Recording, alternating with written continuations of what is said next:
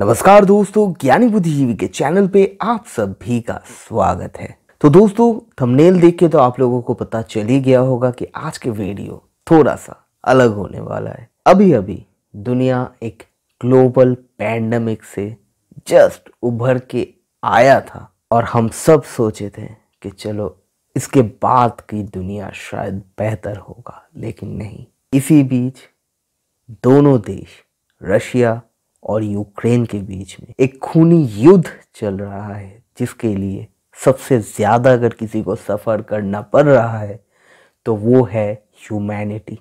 दोस्तों, चलिए पहले जान लेते कि इस युद्ध का कारण क्या है। इस युद्ध की रीजन अगर हम तलाश करने बैठे तो हम देख सकते हैं कि सबके अलग अलग रीजन है युद्ध करने का।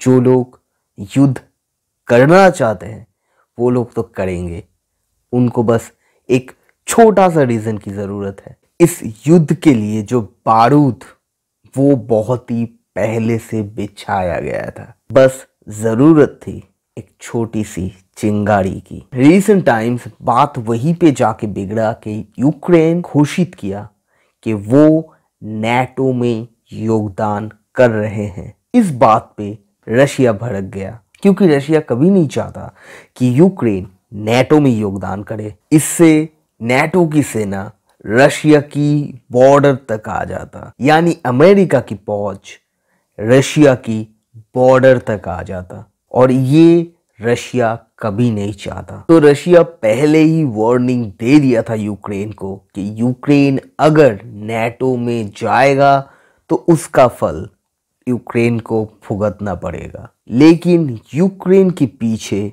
तब नेटो और अमेरिका बहुत ही ऊंचे सुर में बात कर रहा था कि भाई हम तुम्हारे साथ हैं, हम तुमको रक्षा करेंगे। ऐसे बहुत सारे वादे यूक्रेन को किया गया था। इससे यूक्रेन के अंदर तो मानो अपने आप एक कॉन्फिडेंस आ गया था कि चलो रशिया अगर कुछ भी करेगा तो हमें बचाने वाला तो कोई है। जैसा वादा अमेरिका हमेशा करते आया है, क्योंकि रशिया कभी नहीं चाहता कि यूएसए या फिर नेटो रशिया के बहुत ही ज्यादा करीब आ जाए। उससे क्या होगा ना, रशिया को खतरा महसूस होने लगा था। और एक चीज भी रशिया को मंजूर नहीं था कि यूक्रेन की जो प्रेसिडेंट है वो बहुत ही प्रो अमेरिकन प्रेसिडेंट था। तो ये चीज रशिया को पसंद नहीं आया और उसने धमकी दी। उसके बाद उसने वो कर दिया जिसके बारे में शायद दुनिया सोचा भी नहीं था। रशिया ने यूक्रेन के ऊपर अटैक कर दिया। पहले तो यूक्रेन सोचा था कि नेटो या फिर अमेरिका उसकी हेल्प करेगा, लेकिन जब समय आया तब कोई हेल्प नहीं किया। डायरेक्टली युद्ध में किसी भी देश रशिया के खिलाफ उतरना नहीं चाहता।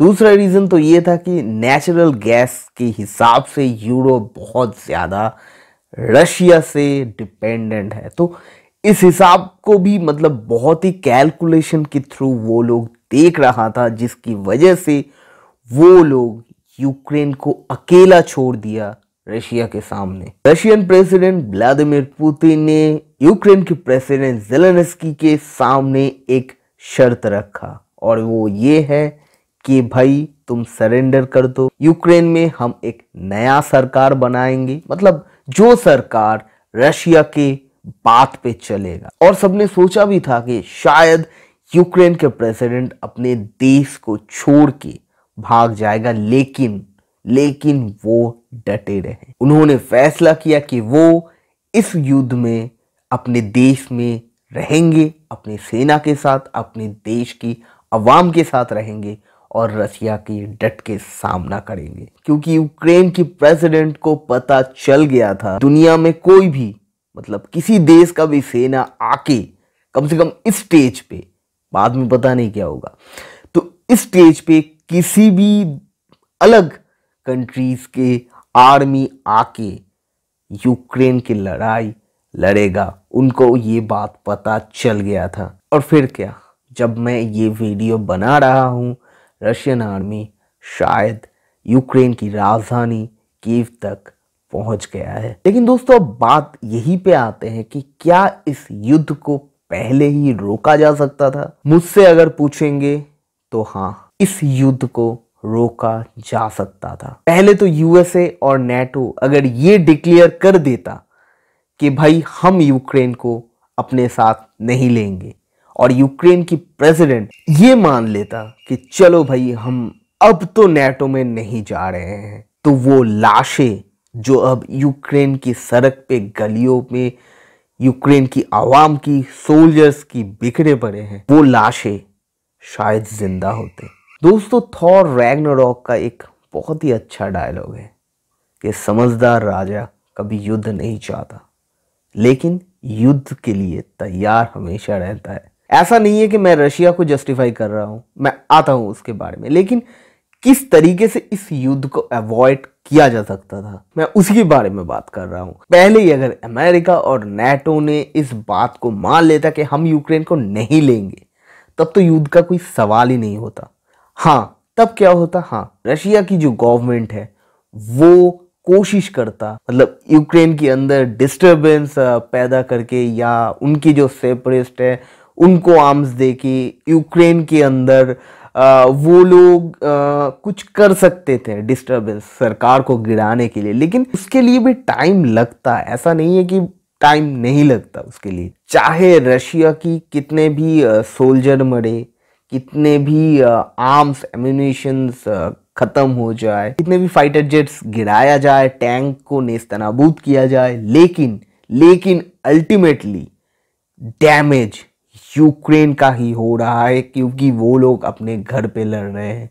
इतने सुंदर ऑर्गेनाइज्ड एक देश की उस इंफ्रास्ट्रक्चर जो युद्ध के कारण डैमेज हुआ है, भाई उसको ठीक करने में तो 4-5 साल से ज्यादा लग जाएगा। तो पहले तो रशिया इस युद्ध को मतलब शुरू ही किया था बहुत ही कैलकुलेशन के साथ कि मैं अगर कुछ करूंगा तो दुनिया तो पहले तो नहीं आएगा भाई सामने।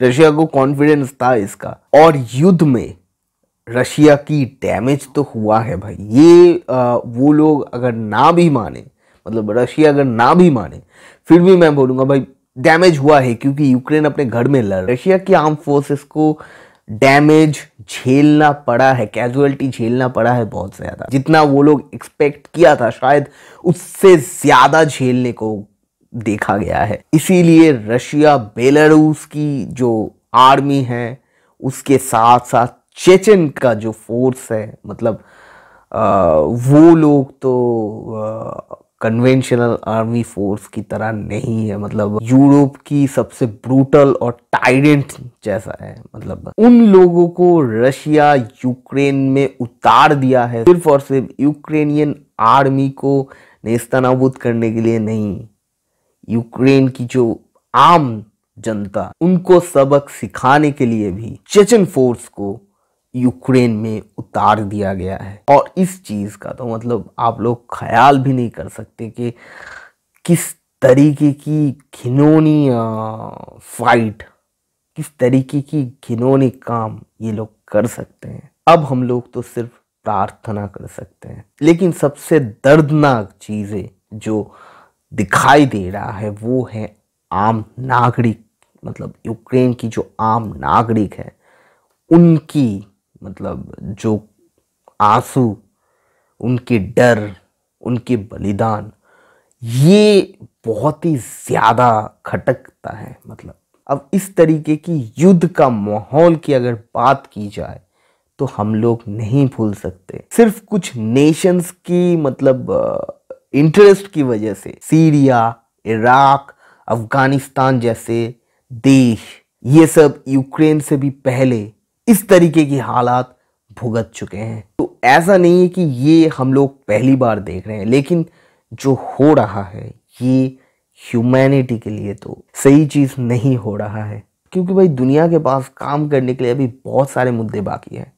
हम लोग अगर सब इकट्ठे होके ऐसे युद्ध को छोड़ के सारे टेक्नोलॉजी इस पृथ्वी को बचाने के लिए लगाए ना, तो शायद हमारे जो फ्यूचर जनरेशन है, जिनके लिए ये सारे देश अपने आप की सुरक्षा के नाम पे ये युद्ध में उतर आए हैं ना, कि फ्यूचर जनरेशन के लिए कुछ करके जाऊंगा, तो उससे बेहतर है अगर हम लोग सब मिलके इस दुनिया के लिए, इस पृथ्वी के लिए कुछ करके जाए ना, तो हमारे फ्यूचर जनरेशन सिक्योर होगा। तो वो हम अपने फ्यूचर जनरेशन के लिए मतलब कुछ करके जाएंगे।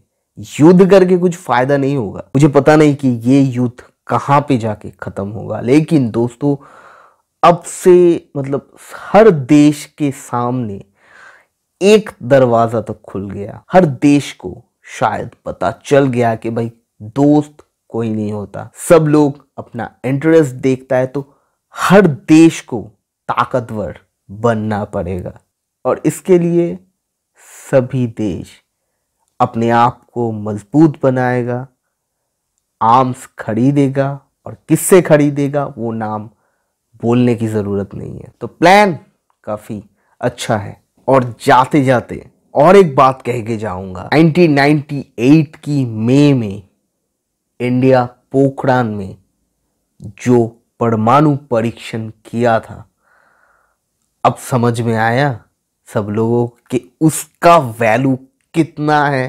एटॉमिक बॉम्ब्स भाई, ये सिर्फ एक प्रोजेक्ट नहीं है या फिर एक हथियार नहीं है, ये एक देश का सिक्योर रहने का इंश्योरेंस है। ये बात याद रखना।